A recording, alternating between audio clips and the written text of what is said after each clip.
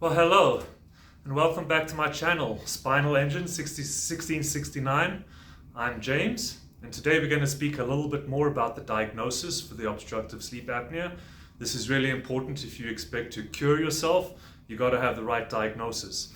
And our medical profession is saying that the diagnosis for sleep apnea as a cause is that the front part of the throat is dropping down with the tongue, and that's what's actually the problem, is that it's dropping down, it's hyper relaxed, and it's dropping down and blocking the airway. And so in my book I've got a couple of diagrams here that I want to go over with you and show you. So in a normal person, you can see right here in the first diagram, when they lay down, the airway is open. The airway is depicted by the gray part, and the tongue is this white mass over here.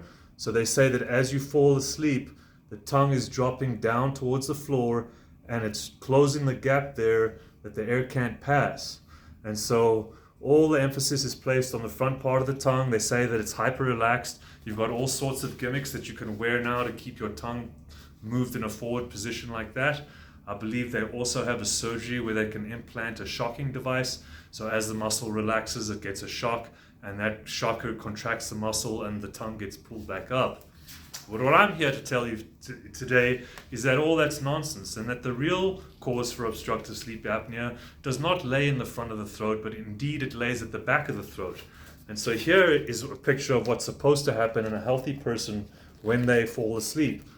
Sorry, this book's a little hard to handle, but right there you can see the same gray airway, which is supposed to be open. And then as the tongue drops down, gravity works equally well on the back part of the throat as what it should on the front.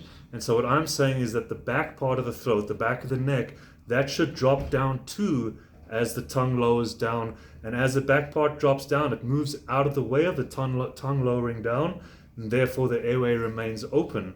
And also, the tongue doesn't just drop down in a healthy person straight down like that. It kind of drops down towards the feet as well as you fall asleep. So the back of the neck is really where all the problems are lying. The front of the throat, this is healthy, folks. It's normal for your throat to fall down or to soften down and relax as you fall asleep. It's not normal for the back of the throat to stay where it's at. The muscles in the back of the neck need to soften and relax down towards the floor to the same amount that the front part does.